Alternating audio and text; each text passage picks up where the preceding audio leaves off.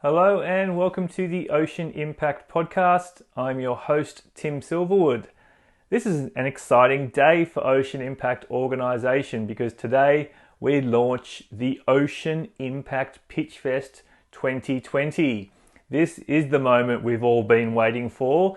Today you can formally apply to Ocean Impact Organisation to take your great idea to the world. Applications are open now from the 25th of August 2020 and will remain open until the 5th of October 2020. So applying is easy. Head to our website and you'll follow the prompts to submit a simple form, and if you meet the application criteria, you'll then be invited to submit a 3-minute pitch video and supporting material. So what's in it for you? Well, together with our OIO partner network, we've been able to amass over $160,000 of support for the 10 finalists, of which there will be 2 runners-up and 1 overall winner. What does the 1 overall winner get? A $15,000 cash prize from our presenting partner, Bank Australia. Thank you guys very much. And they will also get over $50,000 worth of support from the OIO Partner Network. So if you are an entrepreneur, an innovator, a startup or a business that is working to create an abundant and sustainable ocean, then you should apply for Pitchfest 2020. If you're not, why not share this around and tell those innovators and entrepreneurs about it? We would love to see as many applications as possible coming in from people around Australia and the world. Now, on to our guest for this week's episode. It is Richard Leck, who is the head of oceans for WWF Australia. We are very pleased to say that WWF are one of the partners of Pitchfest 2020, and Richard Leck is going to be one of our esteemed judges. So in this conversation, we had a chance to understand who is Richard Leck, what is it about the ocean that he finds so alluring and empowering that he's devoted his career to it. We learn about all the work that WWF Australia are doing and globally to protect planet ocean, and particularly what WWF are doing around the idea of innovation for a sustainable ocean. I hope you enjoyed this episode. Once again, Pitchfest 2020 is now live, so make sure you go to the website and share this one around widely. Thank you as always for your support of the Ocean Impact Podcast.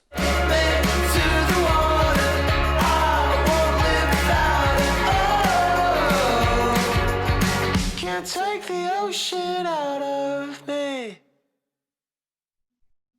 Very pleased to have on the Ocean Impact Podcast today Richard Leck, who is the head of oceans at WWF Australia. How are you, Richard? Yeah, really well. Thanks for having me, Tim. No worries. Great to have you here.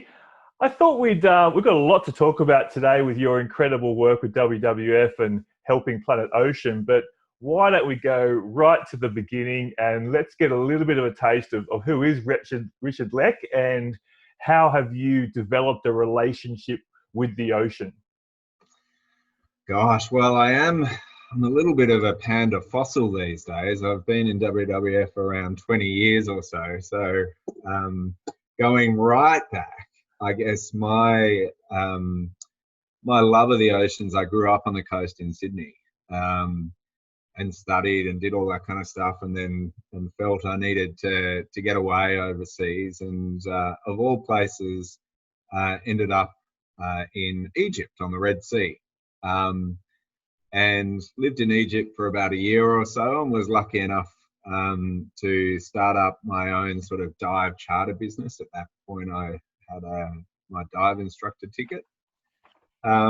And it was amazing. You know, the Red Sea is absolutely stunning. We had these incredible adventures, all from, diving right down in the Gulf of Aqaba with, hundreds of hammerhead sharks, all the way to trekking through desert wadis with diving tanks strapped to camels and jumping into the water that way. But, the longer I stayed there, the more I realized how much those reefs were suffering, both from the pressure from tourism, but from the pressure of coastal development, from overfishing. I guess the suite of threats that coral reefs around the world face. And I was really keen to get back to Australia, do some more study. I'd always heard about how amazing the management of the Great Barrier Reef was, and learn how to manage reefs better, and then go back out, I guess, and take that message out and try and save reefs in areas that were less fortunate, I guess, than Australia.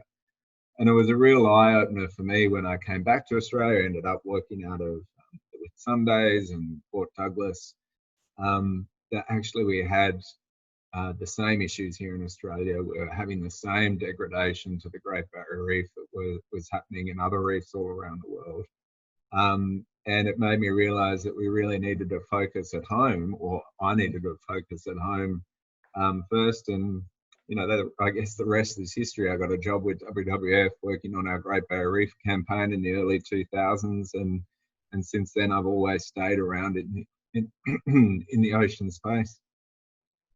Fantastic. So it's 2002, is it, when you joined WWF, and you've now been there since. Tell us a little bit about the programs that you are leading at WWF Australia in the ocean space.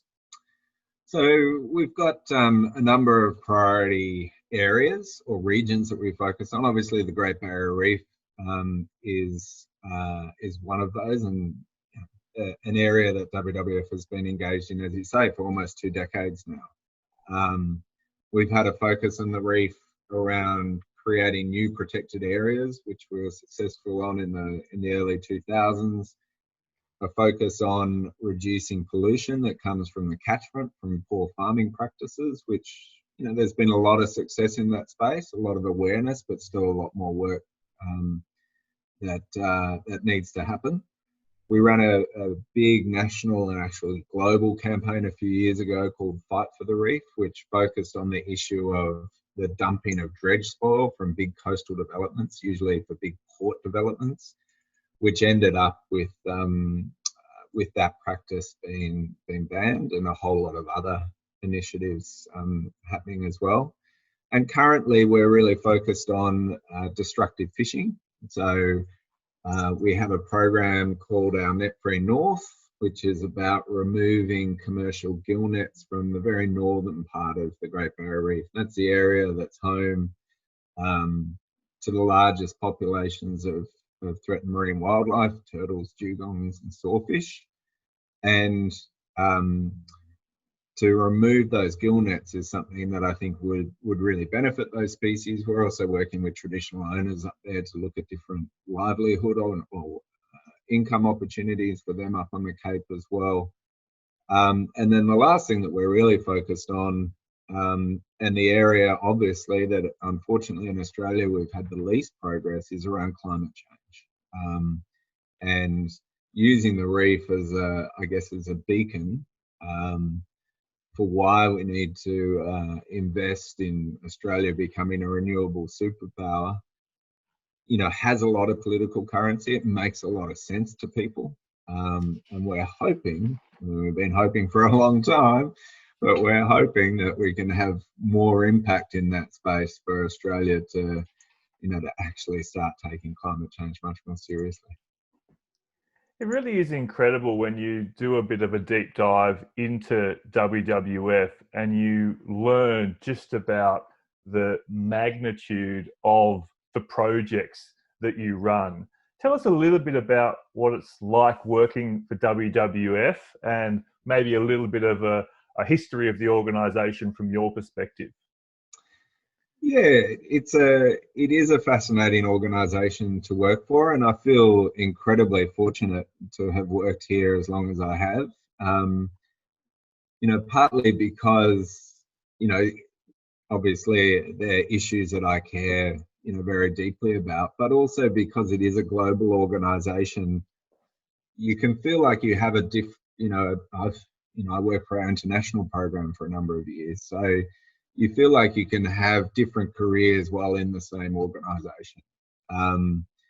We also, one of the great strengths of WWF is that we have multiple ways of working. So, the history or the heritage, I guess, of WWF is very much a field-based organisation. So, we would help set up protected areas. We'd help manage those protected areas. We'd help do direct, species recovery in places where we worked.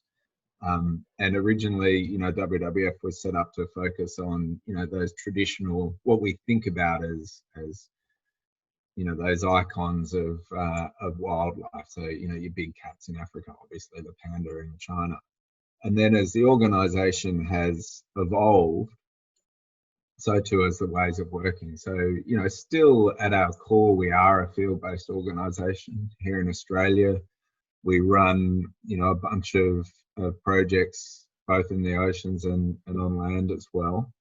But we do conservation in a whole lot of other ways as well. So, part of what I'm interested in is always around, policy and advocacy, and what are those big, systematic changes that you can make by working with governments or by working with large corporates.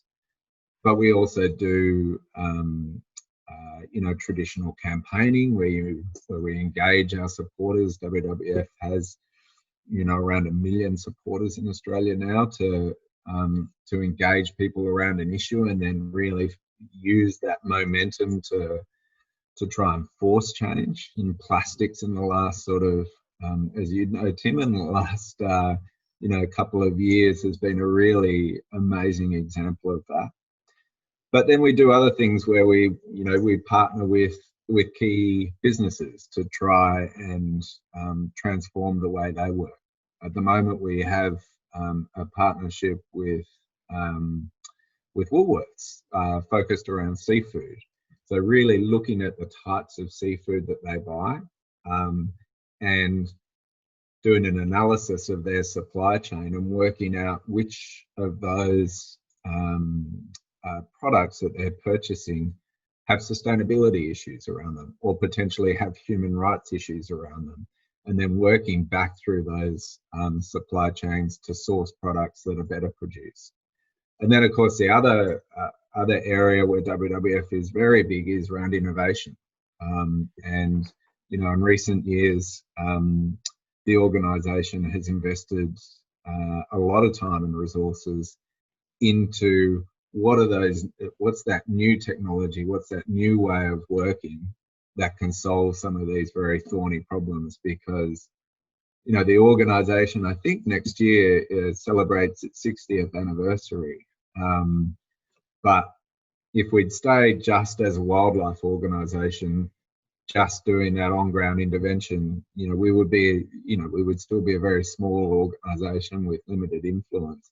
It's about evolving and working on those techniques and approaches that will make a difference. And where WWF really sings is when we take all those approaches and integrate them. So you develop new tech, you're engaged in the policy space, you've got our supporters working together, and then you're very focused on the key people that you need to influence to make those, big, bold decisions that have major impact. That's when it's really, really fun.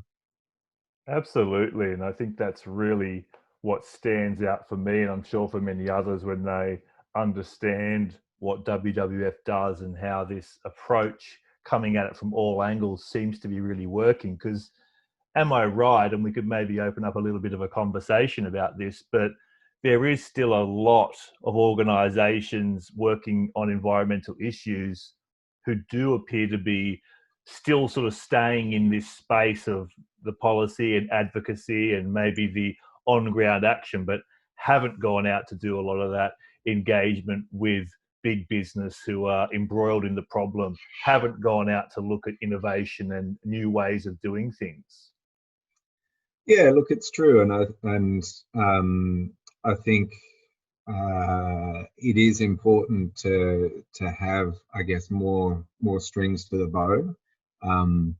There's no point, I think, in, not that I don't think many NGOs or environment NGOs do this, but there's no point in ignoring what is a major part of society, which is the impact of business and corporates. If you're not engaging and you're not talking to folks, then there's no way you're going to achieve change. So, my philosophy has always been, doesn't matter who it is, always up for conversation, always up to have to advocate, the position that we're pursuing. Working in Queensland, quite often that is rejected pretty quickly amongst, some politicians and some businesses that we work with.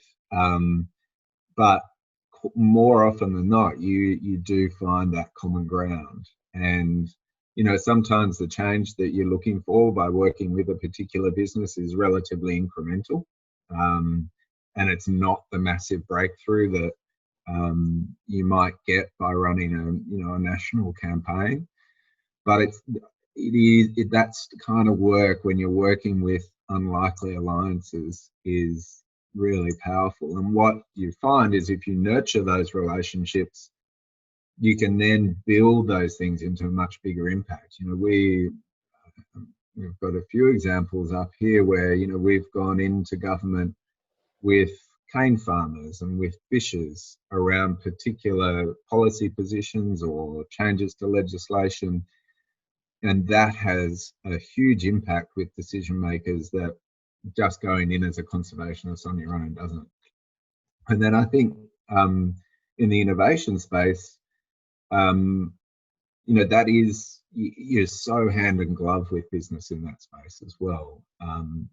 Businesses will want to work with an organisation that is investing their time and their expertise, is open to new ideas, and is actually, trying to build a new product that will generate a return. We should absolutely always be engaged in that.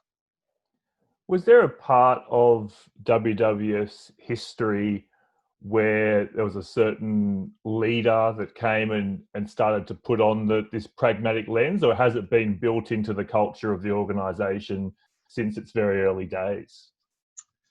Yeah, I think WWF has always been a pretty pragmatic organisation, and part of that stems from, I think, from having to work in so many different countries.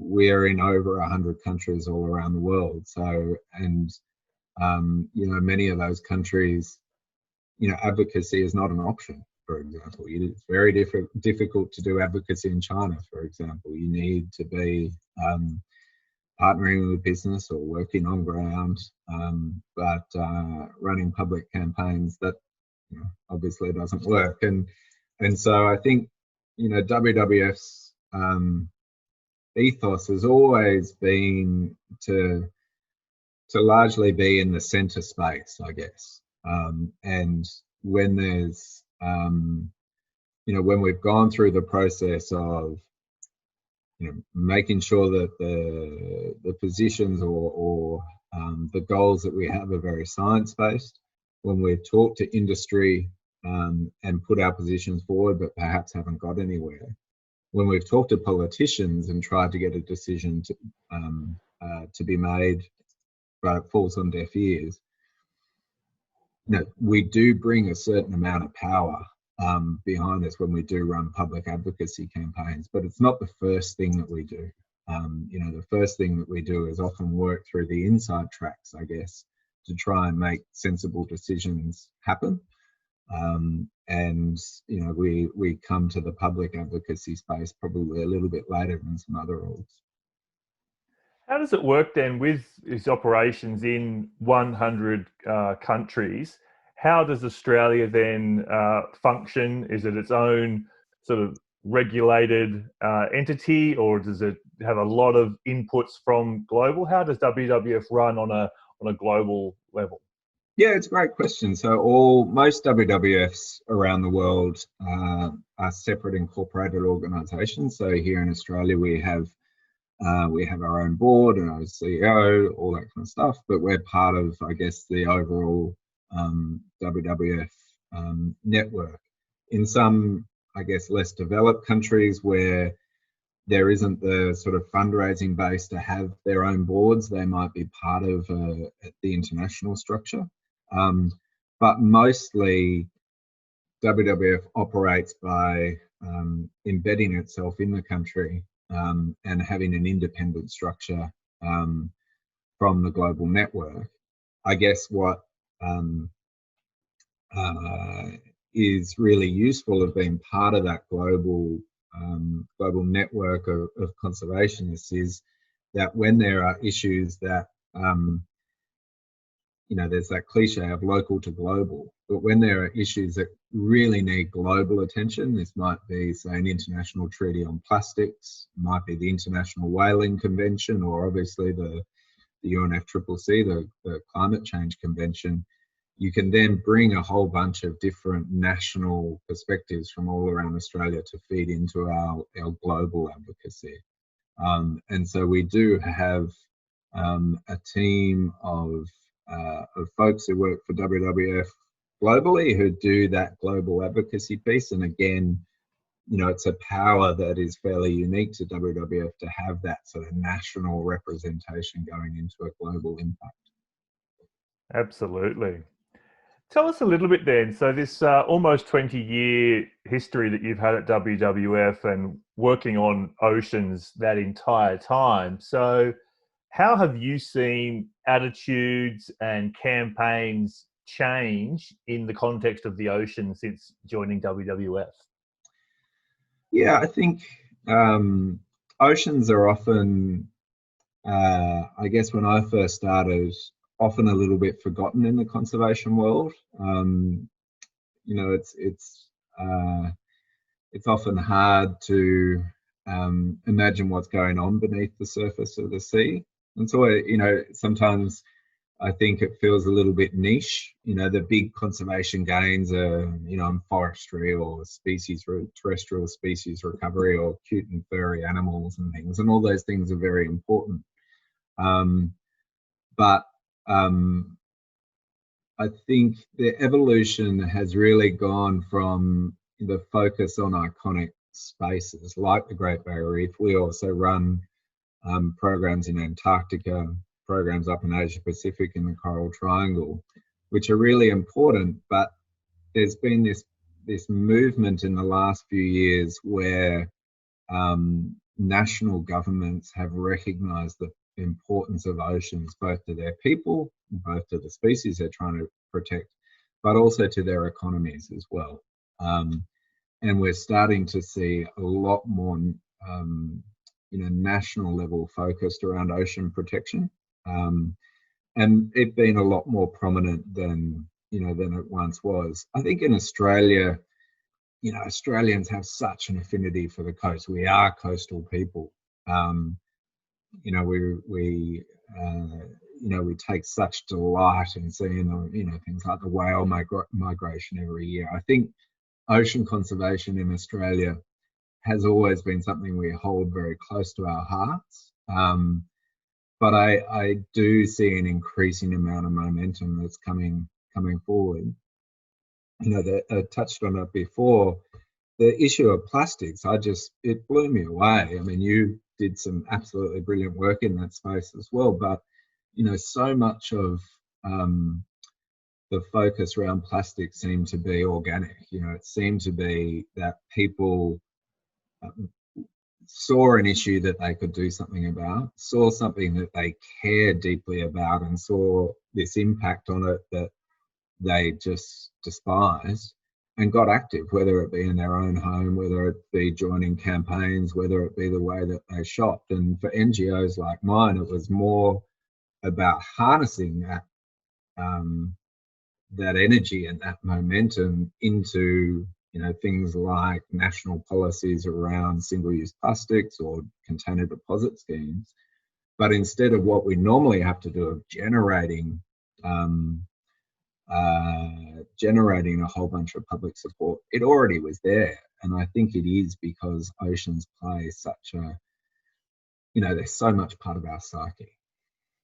It's a really interesting one, isn't it? Because, yeah, you're right. We're an absolutely devoted coastal dwelling and ocean loving nation, but it does feel like until the last few years, we were taking perhaps a lot of that for granted. So issues like plastic pollution, where it's so visceral and visceral, visual and visceral, and obviously, coral bleaching and others, like we sort of have, I think we've sort of, our guard is a bit more up now. And so it then creates a much greater opportunity to drive that engagement towards tangible outcomes, like you've just mentioned there with waste policy or pollution remediation and various other campaigns.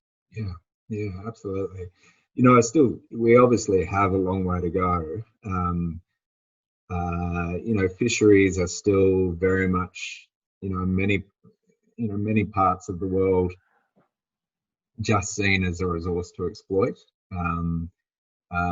We sadly have failed to deliver a national network of marine protected areas here in Australia. We had the opportunity over the last decade, and unfortunately, we've got a very inferior network, I guess. Around the world, you are seeing focus on things like deep sea mining, particularly in the Pacific and our northern neighbours. You're seeing, focus that we need to, dig up more parts of the seabed and, get those valuable minerals with less regard for the environment than is needed. And yeah, as I said previously, it's this eternal frustration that you can see how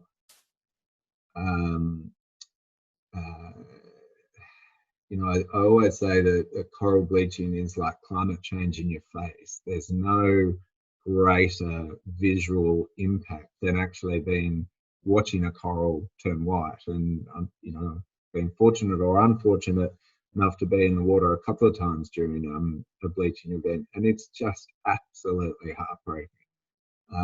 And it does still flummox me that for just the Great Barrier Reef, let alone all the other ocean habitat that we have around Australia, the reef provides employment for about 64,000 people. The tourism industry is worth about $6 billion a year, obviously when COVID isn't on. And yet we struggle to take any real meaningful action to have a reef safe climate policy, and really hoping that changes in coming years. Yeah, and I too, I don't want to, look at those success stories in terms of just public awareness and attitudes increasing from a baseline to a really high number. But I suppose what I'm really fueled by, having seen with the plastics issue that bursting into the mainstream, I really look at that and analyze that and try and figure out, well, how can the same momentum build around fishing and overfishing? How can the same momentum build around protected areas and all these other challenges that we face? Because there's obviously something really special in that, and mobilizing community to me seems to be the greatest tool that we have in our bow to try and institute change. Let's talk a little bit then about innovation. It's already come up a couple of times in the conversation so far, but is there some examples of where WWF is looking at the opportunities around innovation to further progress on protecting planet ocean? Yeah, so you asked previously, is there particular people inside WWF that have been responsible for this shift? And I would be remiss of me not to mention our CEO, Dermot, who has really driven the organisation to focus in the innovation space in the last few years. There's a number of initiatives that have come through that. One of them is an initiative called OpenSC. And OpenSC, the SC stands for supply chain. It's about being able to trace the products that you are purchasing. And initially, we focused on seafood with a company called Austral fisheries, which is a big leading Australian fishery, and focusing to be able to provide the ability for if you go into a restaurant and you look at the menu, you can have a QR code on the menu, and you can scan your phone. You can find out exactly where that fish was sourced from. You can find out whether it had a sustainability certification. You can find out how it was handled, all that kind of stuff, almost instantly. And it's still early days for OpenSC, but we do have that commercially operational through that fishery. We're looking at other commodities as well, so beef and sugar and milk, and to know that what you are actually purchasing is you're directly accessing the information you need to be able to make a better choice. I think that's really exciting, and I think it lends itself to other issues that we care about as well beyond just sustainability. You can use the same sort of technology and set up the right processes around human rights, for example. That's becoming people are becoming increasingly aware of the issues around human rights and fisheries, and no one wants to be purchasing seafood that's come from vessels that are not treating their crew or not treating observers in the way that they should be. So that's a really exciting program. We also have another initiative called Impactio, which I guess in some ways is similar to Ocean Pitchfest, in that we provide opportunities and funding rounds for people who are way smarter than me, I guess, to put their ideas forward.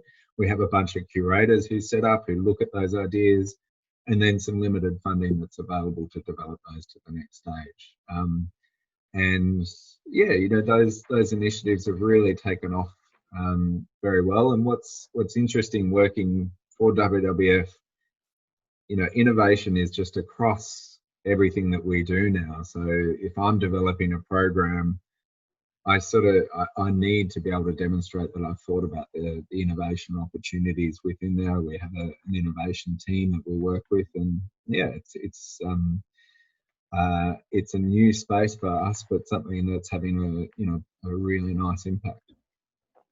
Yeah, and you mentioned there Austral fisheries, and worth pointing out to our listeners, if they haven't gone back to the earlier episodes of the podcast, we did have David Carter, the CEO of Austral Fisheries, on. I think it was episode 4, and we did speak at length about the challenges they had in opening up a sustainable supply chain around the Patagonian toothfish. Obviously, there was a lot of concern there around illegal operators sort of really taking an unsustainable quota of that fish, and David and his team, they knew this could be a sustainable fishery. And so he's a real example, I suppose, of these business leaders in industries that might otherwise be painted with the one brush, and to say, well, actually, here is an industry that can be highly sustainable if it adopts and employs all these contemporary tools out there. Yeah, and I think it's great to see what Austral has done and been, a real pioneer in that space. I think where I'm really excited about is when you get into fisheries that operate, potentially in less developed countries, maybe aren't a sort of high value product that the Patagonian toothfish is.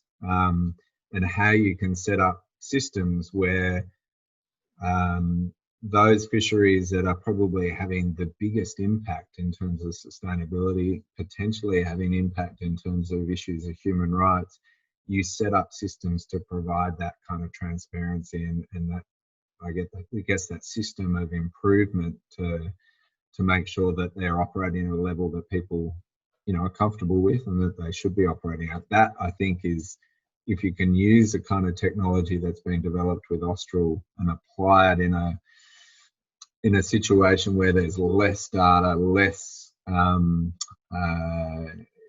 less rigid systems, that will be really interesting as well.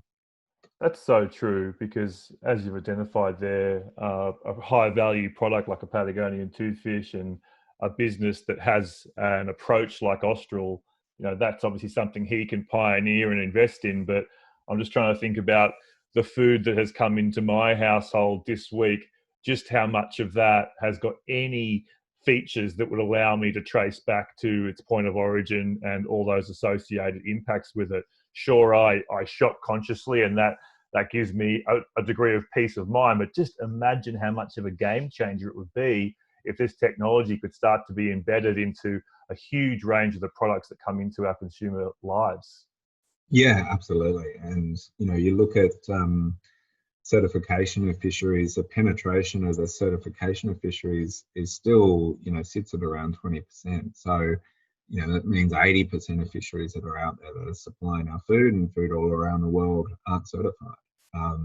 So can you set up systems that are less costly, but just become part of what you do to be able to provide that transparency? That's really what OpenSC is all about. So obviously people out there can look into that and understand what the goals are of OpenSC. But would you have any sort of messaging there for people, perhaps people tuning in who do consume seafood? Is there some simple things that they could be doing right now just to start their journey to having a more sustainable relationship with the protein that comes from the ocean? Oh, absolutely. There's some really good seafood guides that are out there now. The Good Fish Guide that the Australian Marine Conservation Society publishes gives some really valuable information in terms of making better choices. My wife always finds me slightly embarrassing, well, probably across a whole bunch of reasons she finds me slightly embarrassing, but certainly when we go out to a restaurant, I will just always ask, where did the seafood come from? When people don't know, then you don't purchase it.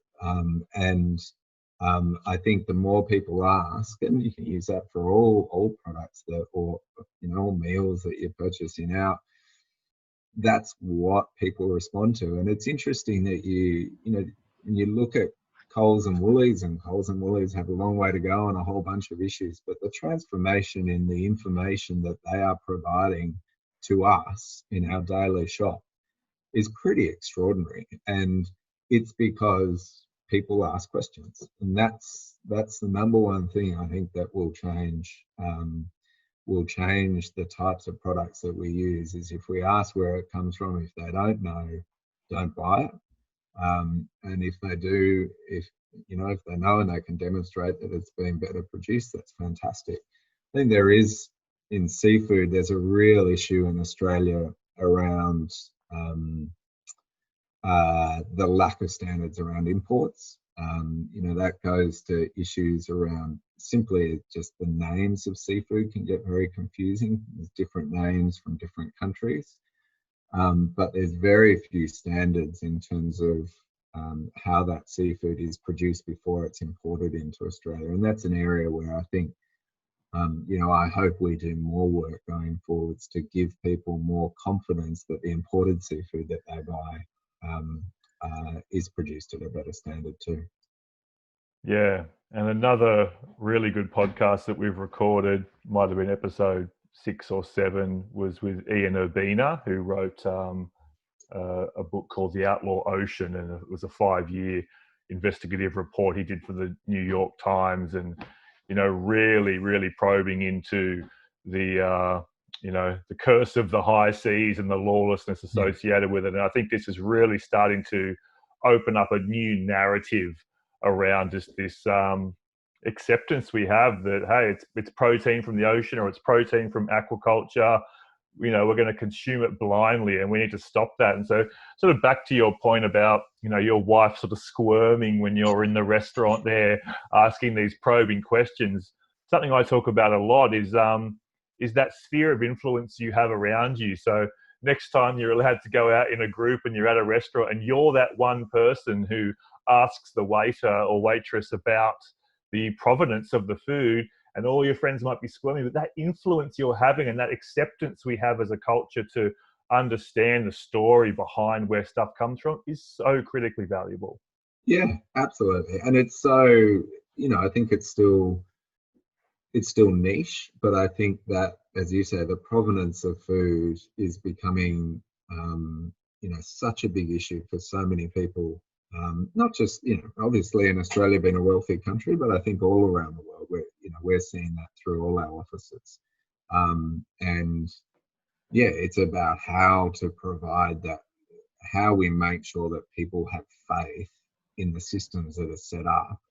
The worst thing that you can do is to set up a system that doesn't provide the confidence that people need, isn't robust enough. And that's, you always see these media reports of sort of sham labels that get set up, and that's problematic. And so having that kind of robustness and the transparency to make sure that the system sitting behind the information that you're providing, that is the absolute key as well. Great. So, in the instance of OpenSC, I read that it grabbed about 4 million in seed funding late last year. So it's on its way, and it'll be further developed. Am I right in saying it was a product of Panda Labs? You want to tell us a little bit about Panda Labs and what's going, I guess, globally around innovation for WWF? Yeah, it was a product of Panda Labs, and Panda Labs is like an incubation system that we have across all our WWF offices, and OpenSC is I guess the shining example that has come through there. We also, in our US office through Panda Labs, we've set up a system which businesses can use to assess the packaging that they use as well. So basically, they can go through a self-assessment that then we have a third-party verification of that system as well. There's the classic examples that we've used around wildlife for many years as well. Things like WWF was involved in very early days around camera tracking and drones and all that kind of stuff, but then using that information to feed into how you design systems of protected areas is really interesting. And that's part of, we've just got a new program focused on whale and dolphin protection. Part of that is looking at those. How do we set up systems to identify key areas of biodiversity for whales? What are the ideal, what are the ideal conservation initiatives that we need to implement? And how do we do that in the most cost-effective way? And it's, often that is around remote sensing, smart tech on ground, and really interesting to be able to design protected areas both in the water but also remotely as well, because some of those areas that you work in are really, really expensive and really, really difficult to operate in. I think the last point is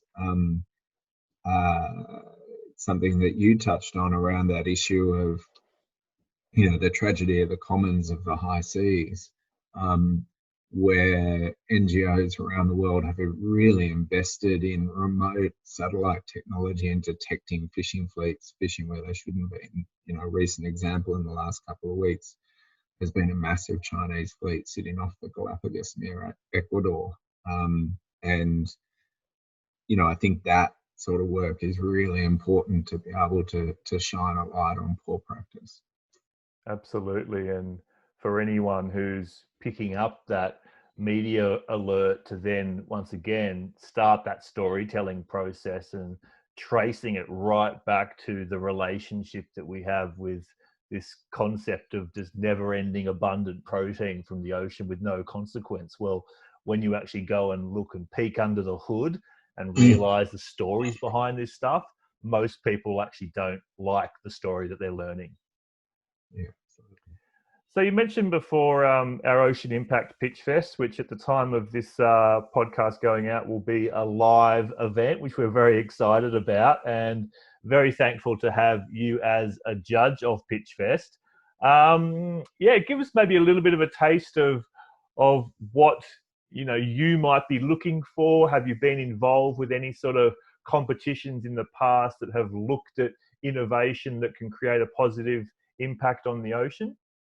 Yeah, look, I'm really excited about it because I think in my role I can get locked into certain things that I want to see achieved, and then being involved in a forum where some really fresh thinking starts you're exposed to is just absolutely brilliant. I remember WWF a few years ago in our US office ran something called the Big Think. And that was again looking at some challenges for the ocean and some new ideas to come out of that. And that was early days of looking at aquaculture and seaweed aquaculture and how you can potentially look at the different types of feed that goes into carnivorous fish, how you can develop aquaculture on land where the water that is discharged from those facilities is better than the water that goes into them, and the opportunities around those facilities being supplied by renewable energy. I think that stuff 10 years ago we're still talking about now, but it kind of blew my mind to think about what are those sort of opportunities to basically have this sort of closed loop system. It would be nice if we'd had a little bit more progress on some of that in recent years. So yeah, who knows? I'm just really looking forward to seeing what ideas come through. And I guess for me, I always sort of relate those ideas to what we can do at scale as well. So that will be the filter that I take to what comes forward. Yeah, absolutely. And I think I'll ask you that question. I mean, do you sort of share this sort of belief and these values that I'm developing around, well, if there's people out there who've got big ideas and have got the tenacity and the passion to try and turn them into something, sure, there's going to be a lot of obstacles and hard work to turn it into that successful, scalable model. But do you believe, in WWF, do they believe that we really need to be shining a bit more of a light and providing more support to the big thinkers that are looking at things differently for the future? Oh, absolutely. I think that's where excitement comes from, and I think that's where impact comes from. Is you need those. You need the core. In my job, you need those core conservation goals that you have around protected areas or you have around saving species. But you absolutely need the imagination and the impact that comes from a new space as well. And as much as I'd like to, as much as it is appropriate to celebrate the successes we've had around ocean conservation in the last 10, 20 years, the overall story is not good. We're still seeing declines in our resources. We're still seeing declines in lots of species. And that's where, big thinking ideas that sort of capture public attention, that can potentially capture a source of investment that hasn't been thought of before and can have an impact that is beyond the scope of what we've normally done. It's so exciting. So yeah, no pressure for people who are providing ideas into Ocean Pitchfest, but yeah, that would be nice to see. Yeah, look, and I have the confidence that they're definitely out there, whether they're established yet or whether they're a couple of steps away. But that's why for us, it is all about building the ecosystem, bringing those individuals and businesses in, and then undertaking that important task of nurturing. So whether they're going to be the finalists or winners of the Ocean Impact Pitchfest in 2020 or beyond, we'll soon find out. Absolutely. Look, it's been great to talk to you, Richard, and really appreciate your time today. I might leave it to you to pass on any closing words, anything you really wanted to talk about today that we haven't got to yet, and obviously finally directing people to where they can find out more about your work. Yeah, well, look, firstly, thank you, Tim, so much for the opportunity and the opportunity upcoming to be part of the Ocean Impact Pitchfest. You know, I think my parting words would be, you know, it's exactly what we were just talking about. It is around nurturing those ideas. It is around nurturing, you know, a small number of people to make big things happen. I always, you know, I look at some of the work that I've seen through my career, and that has, you know, started out really small and then had, you know, massive impact. And often it is, you know, 2 or 3 or, you know, people with a handful of support staff around that will make that that big leap. And you know, OpenSC is an example of that, where you know, it was an idea that, geez, wouldn't it be good if we knew where our seafood came from, and that has grown into something which, as you say, you know, attracted around $4 million of initial funding rounds. You know, when I look at some of the big wins that we've had around, say, the Great Barrier Reef, for example, often that is really 2 or 3 people who are living and breathing, who are doing, living and breathing the issue, who are doing that interaction between mobilizing people and having the right conversations with the right people that then, you know, essentially change the future of the reef. So, you know, that's again a lot of pressure, but I think that's the observation I've always had, is that it's often just a small group of people that can have a massive impact. So we need to give them the tools and support to do their best work. Absolutely, we do. Thank you so much for your time, Richard. Cheers, Tim. Thanks.